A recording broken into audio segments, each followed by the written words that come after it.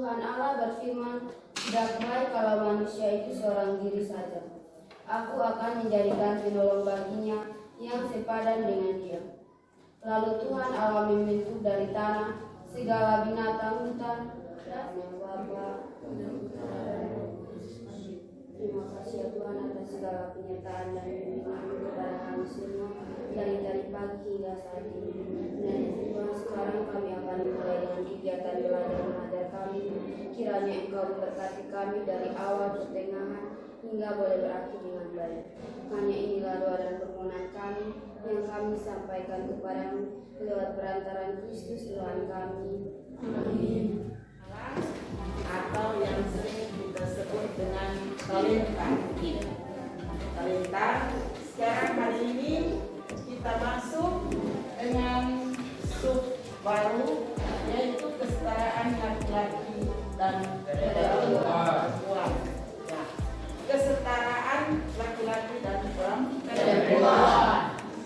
Terus secara harfiah kita sudah pernah mendengarkan bahwa bagaimana perempuan itu selalu menomorduakan dari kaum laki-laki, atau boleh dikatakan bahwa martabat perempuan itu adalah soal kedua atau sangat rendah. Dan juga dalam kehidupan keluarga, di mana laki-laki itu merupakan kepala keluarga, sedangkan perempuan itu sebagai pembantu atau pelayan dalam keluarga. Tetapi dalam kehidupan sebagai manusia sebagai ciptaan Tuhan, perbedaan antara laki-laki dan perempuan itu tidak mempengaruhi perbedaan yang sangat luar biasa. Tidak mempengaruhi usia tertentu, juga banyak perubahan-perubahan yang mengalami perbedaan antara laki-laki dan perempuan. Seperti nanti yang diceritakan di dalam buku itu, bagaimana kita mengamati ketidakadilan menyangkut peranan dan tugas wanita dalam masyarakat. Tugas wanita dalam masyarakat. Kalau kita perhatikan soal adat kebiasaan atau budaya, di mana adat itu merupakan atau menempatkan perempuan adalah ibu yang memberikan segala-galanya.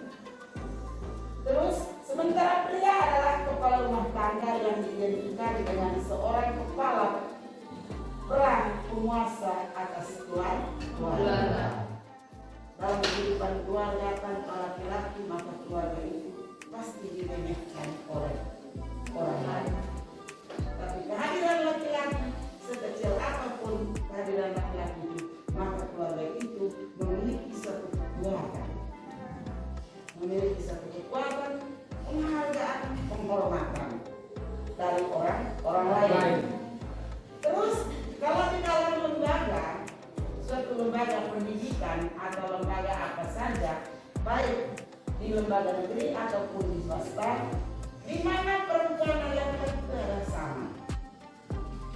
Kalau dulu pada zaman dulu, orde lama, pemimpin itu selamanya harus laki-laki, karena diorientasikan bahwa perempuan itu tidak bisa memimpin. Tetapi zaman sekarang kebanyakan lembaga-lembaga itu, apa lembaga swasta maupun lembaga negeri, kebanyakan yang menjadi pemimpin itu adalah perempuan. Dan pada saat tanggal 21 April emansipasi. Kalau dulu hanya laki-laki yang sekolah, perempuan tidak usah. Tetapi sejak terbitlah terang, hari gelap terbitlah terang. Itu yang terjadi. Sehingga tidak salahnya di lembaga-lembaga atau di mana-mana saja, organisasi apa saja, tidak selamanya dipimpin oleh laki-laki, tetapi kebanyakan dipimpin oleh perempuan. Berarti dalam hal ini perempuan hebat. Perempuan itu hebat. Sehingga di dalam kisah penciptaan itu Tuhan mengatakan antara laki-laki dan perempuan itu memiliki kesetaraan sama. Yang beda hanya soal fungsi dan tugas. Saya ambil contoh dalam kisah penciptaan. Perempuan itu tugasnya untuk melahirkan dan memelihara merawat. Sedangkan tugas laki-laki itu menciptakan. Karena tanpa seorang laki-laki belum tentu menghasilkan seorang manusia baru. Tugas laki-laki itu hanya menciptakan. Sedangkan tugas perempuan itu melahirkan, merawat, melayani. Sehingga dikatakan perempuan, kehadiran perempuan sangat pengaruh besar dalam kehidupan seorang laki-laki dengan alasan tanpa perempuan tidak bisa melahirkan manusia baru. Ya, baik. Begitu juga dalam sikap pasrah dan menerima didominasi oleh laki-laki 90%. Perempuan itu selalu pasrah karena dia dari kalangan lemah. Dia tidak bisa bertindak, dianggap dia tidak mampu. Sehingga didominasi oleh kaum laki-laki. Laki-laki kalau dia sudah mulai berkuasa, dia berkuasa sudah. Tetapi ingat, kuasa laki-laki itu hanya dikuasai oleh fisik atau otot. Tetapi kuasa perempuan, kepemimpinan perempuan itu adalah dengan menggunakan otak. Sehingga ada oleh otak, ada oleh otot. Kalau kamu olahraga, pasien bilang kita praktik yoga, berarti itu menggunakan otot. Siapa yang kuat? Jelas dalam hal ini yang perempuan tidak kuat untuk kaya, untuk lompat jauh, untuk lari jauh. Jelas didominasi atau dikuasai oleh laki-laki. Tetapi ini semua yang didominasi seluruh dikuasai oleh laki-laki tidak termuat dalam kisah penciptaan. Yang termuat di dalam kisah penciptaan itu di mana laki-laki dan perempuan memiliki kesetaraan. Perbedaannya hanya soal tugas dan fungsi. Saya ambil contoh yang lain lagi. Kalau perasaan biologi seorang perempuan berbeda dengan perasaan biologi seorang laki-laki. Perasaan biologis laki-laki itu cepat hilang, cepat. Dan juga hampir semua perempuan dalam keluarga itu memiliki semacam perasaan wajib. Perasaan wajib itu artinya perempuan wajib bangun pagi. Jangan sesekali laki-laki yang bangun pagi untuk siap makan pagi. Itu wajib. Perempuan wajib melayani anggota keluarga, suami dan anak-anak. Perempuan wajib melaksanakan semua tugas dalam rumah tangga. Padahal sebenarnya semua tugas itu boleh kita kerja secara bersama.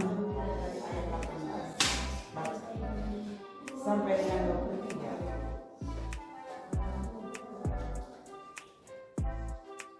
Manusia dan Ramadan. Tuhan Allah berfirman, "Tidak baik kalau manusia itu seorang diri saja. Aku akan menjadikan penolong baginya yang sepadan dengan dia."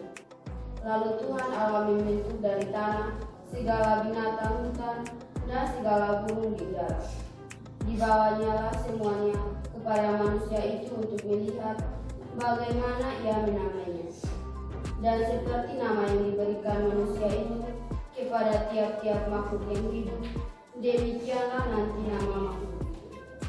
Manusia itu memberi nama kepada segala ternak, kepada burung-burung di udara, dan kepada segala binatang hutan. Tetapi baginya sendiri ia tidak menjumpai penolong yang sepadan dengan dia. Lalu Tuhan Allah membuat manusia itu tidur nyenyak. Ketika ia tidur, Tuhan Allah mengambil salah satu tulang rusuk daripadanya, lalu menutup tulang tempat itu dengan daging. Dan dari rusuk yang diambil Tuhan Allah dari manusia itu, dibangunnyalah seorang perempuan, lalu dibawanya kepada manusia itu. Lalu berkatalah manusia itu, "Inilah dia, tulang dari tulangku dan daging dari dagingku. ia dinamai perempuan sebab ia diambil dari laki-laki. Sebab itu, seorang laki-laki akan meninggalkan ayahnya dan ibunya dan bersatu dengan istrinya, sehingga keduanya menjadi satu daging. Mereka keduanya telah Ya, baik. Dalam kisah penciptaan bab 2 ayat 18 sampai 23, di mana Tuhan Allah itu berfirman, tidak baik kalau manusia itu seorang diri saja. Aku akan menjadikan penolong baginya yang sepadan dengan dia. Ya, kata sepadan artinya setara dengan dia, tetapi tidak sama. Ingat, kata sepadan tidak sama dengan kata tidak sama, ya, sepadan. Karena manusia itu pada dasarnya tidak baik kalau seorang perempuan hidup sendiri. Tetapi diciptakannya laki-laki dan perempuan. Manusia laki-laki dan manusia perempuan untuk mereka harus hidup bersama. Sehingga dalam kebersamaan antara manusia laki-laki dan manusia perempuan itu, mereka saling bekerja sama, mereka saling membantu, dan mereka saling memenuhi segala kebutuhan sebagai seorang perempuan dan juga sebagai seorang laki-laki. Ya, baik. Bagaimana caranya Allah menciptakan manusia perempuan? Karena pada dasarnya dalam kisah penciptaan itu Allah hanya menciptakan manusia. Tidak dinyatakan saya menciptakan manusia laki-laki dan perempuan. Itu dalam kitab Kejadian bab 1 ayat 1 sampai dengan 26. Allah hanya menciptakan manusia. Perempuan diambil dari laki-laki, bukan laki-laki diambil dari perempuan. Ya. Sehingga dalam memperlakukan perempuan oleh seorang laki-laki itu, bukan perempuan itu ada di atas kepala, tetapi harus disamping, sehingga dikatakan sepadan, setara dengan laki-laki. Kehadiran perempuan itu sangat penting dalam kehidupan laki-laki. Ya, baik. Terus yang berikut, banyak orang bila berbicara tentang kesederajatan antara perempuan dan laki-laki sering terbatas pada masalah pembagian tugas atau fungsi. Maka orang yakin bahwa kepala keluarga itu harus seorang bapak. Ya, kepala keluarga itu harus seorang bapak. Kenapa laki-laki selalu kepala keluarga? Karena dia yang diciptakan pertama, bukan karena dia hebat. Tapi dalam kenyataan, banyak laki-laki ketika berbicara soal kesederajatan lebih berfokus pada apa yang seharusnya seorang perempuan perbuat baginya, dan sebaliknya perempuan berpikir apa yang seharusnya laki-laki perbuat baginya. Selama manusia berpikir, maka kesederajatan